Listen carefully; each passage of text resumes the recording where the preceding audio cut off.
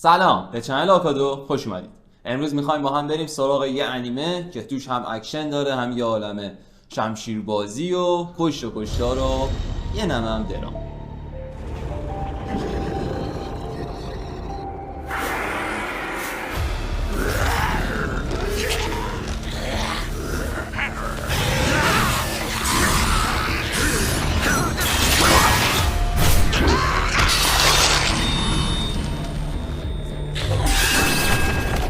اسمش هست برزرکاف گلاتونی.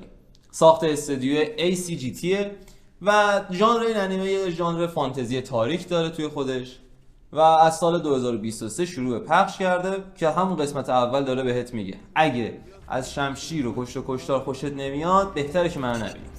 این از همون انیمه‌ایه که من میشینم یه دفعه ساعت 9 شب شروع کنم دیدم بعد دو سه یادم میفته فرداش برم سر کار پشیمون میشم. نه این دقیقا مسئلهش همینه، اون پشیمونیه رو نداره و تو صبحش خیلی خوشحال از خواب بلند میشی. حله امیدوارم که پشیمون نشم. مطمئنا نمیشی. بریم سراغ شخصیت اصلی داستانمون که اسمش فیت یه نگهبان درجه 3 آشغاله که به هیچ دردی نمیخوره.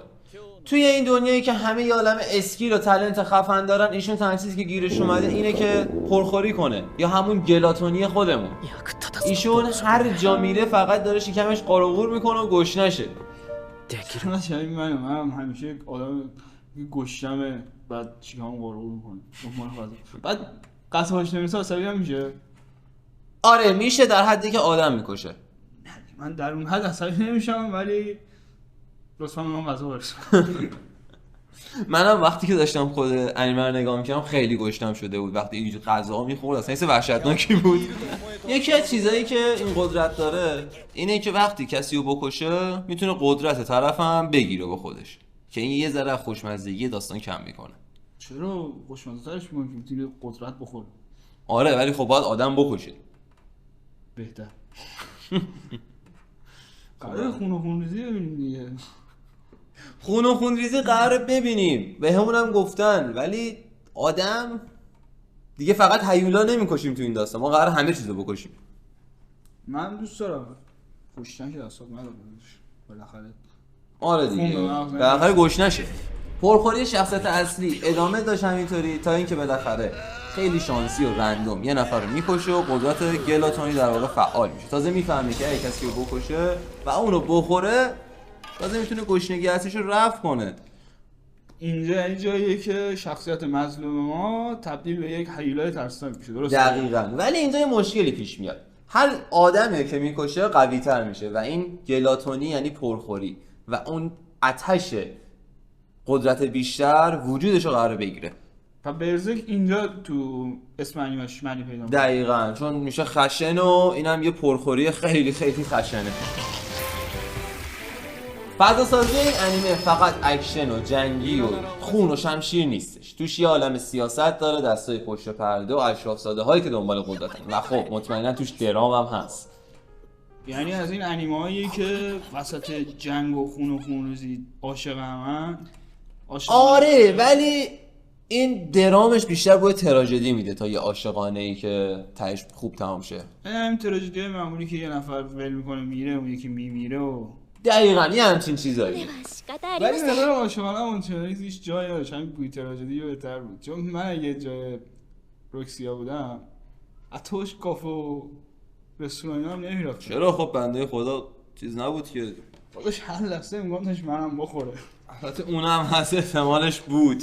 یعنی من که میترسم، حالا شما نمیدونم. منم نظرم اینه، منم اگه جای روکسیا بودم هیچ وقت باش نمیرفتم. فی جذاب بود دیگه، شاید ارزشش داشت. شاید هم داشت. بچه‌ها نظرتون رو شما به ما بگید توی کامنت ها برامون بنویسید. خب حالا نظر کلی داری راجع به انیمه چیه؟ به نظر من انیمه خیلی باحالی بود، یعنی استودیو ACGT واقعا گل کاشته بود توی این انیمه. میشه به اکشنش، ایسکای تاریکی که توش داشت اشاره کرد. واقعا به نظرم یک همکاری خیلی بزرگی کرده بود. کجاش؟ ببین ویلناشو دقت کردی؟ اورک نبودن، گوبلینا نبودن. آره توی این داستان اگه بخوایم واقعا میشه بهش فکر کرد. گوبلینا اصلا شبیه گوبلین نبودن. سمندر شبیه تمساح بود. چی بگم والا. و ویلنای واقعا قوی نداشت، یعنی ویلنی نداشت که تو بگی این واقعا یه ویلن خیلی خفنه و ازش یه نه حالا من جمله خوب نمیخوام بشنوی. اسپویل کنم، یه دونه داره. خب نمیخوام اسپویل بشه، فقط یه دونه است. آره یه دونه رو داره. آخه فقط همون یه دونه است. بعد اون یه دونه هم به نظرم کم بود. نمیخوام بگم کم بود، ولی تو دلت فعلا نگه تا برای بچه‌ها اسپویلش نکن. خب خودتون میبینید بعد. حالا اگه بخوایم این انیمه رو از یه زاویه دیگه نگاه کنیم، اینکه قدرت گلاتونی رو به این سبک و این سیاق به ما نشون دادن واقعا جذاب بود. اینکه با خوردن و کشتن آدما تو میتونی قوی‌تر بشی و قوی‌تر. من میگم یه چیزا راجع به ضعف‌های انیمه صحبت کنیم. مثلا کجاش؟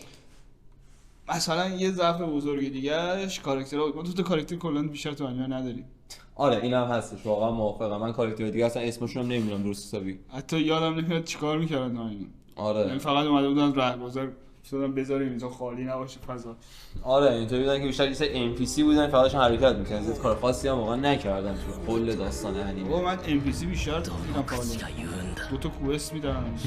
کار قشنگ می‌کنن. ولی من هنوزم سر نقطه قوتش هستم که تو فقط نسبت به اینکه اینو بکشی و به خاطر کشتنش قوی تر بشی نیست. اینطوریه که تو در واقع داری تمام قدرت‌های طرفو میبلعی با کشتنش و گلاتونی رو یه سبک خیلی خاصی بیان کرده بود، چون توی همه انیمه ها گلاتونی بیشتر به اون پرخوری شبیه شده و یه آدم چاق و آره همه چیزو لاغر بود. دقت آره خیلی لاغر بود. یعنی با اینکه 24 ساعته داشت غذا می‌خورد، انقدر گفتم غذا کشتم شد. با خوردنش جانه. بکنم اسکیل گلاتونی هم تو بدن تو فعال شده نه؟ من که همیشه خودم جزو گلاتونیام. به من نمیدی نه؟ دوست داشتم بدم ولی نه. مرسی. حالا اونو بخور تا منو نخوردی. نه الان اوکیه. یه ذره اصلا فقط آتش گلاتونی بخواب. مثلا چشت قرمز چشم گفتم سش تا ویدیو. دقیقاً. ولی میگم دیگه ضعفای انیمه داشت. خودش اینجوری نبود که بگی ضعف نداشت این انیمه. ولی میارزید. واقعا به نظر منم میارزید. این انیمه از اون انیمه هایی بود که شاید بتونم 2-3 بار حتی ببینمش. خیلی قشنگ بود، داستان باحال و بانمکی داشت، کاراکترها طراحیشون خوب بود. از لحاظ داستان و بک استوری کاراکترها واقعا ضعیف بود، اما شخصیت سازیشون قشنگ بود. یعنی اینطوری که قیافه یک کاراکتر واقعا جذاب. بکنم گلاتونی روح تو خورد. توی لحظه ایجا خوردم. خیلی قوی شدی الان حس می‌کنم. خب نظر تو چیه؟ من گوشتم بود. انسیر شدی؟ آره یه بار دیگه. خب نظر تو چیه؟ راجع به چی؟ انیمه صحبت کردیم. آها. به نظر منم واقعا انیمه بود که ارزش دیدن داشت. فقط یه چیزی رو حتما رعایت کنید موقع دیدن این انیمه. چی؟ یه چیزی کنارتون باشه بخورید. راست میگه.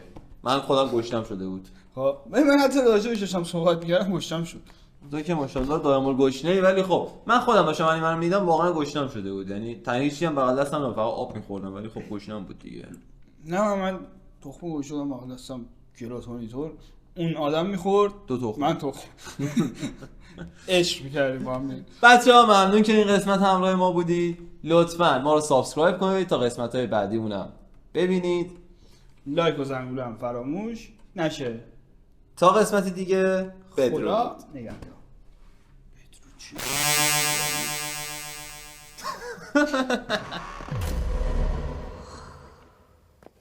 何やってんだ。すいません。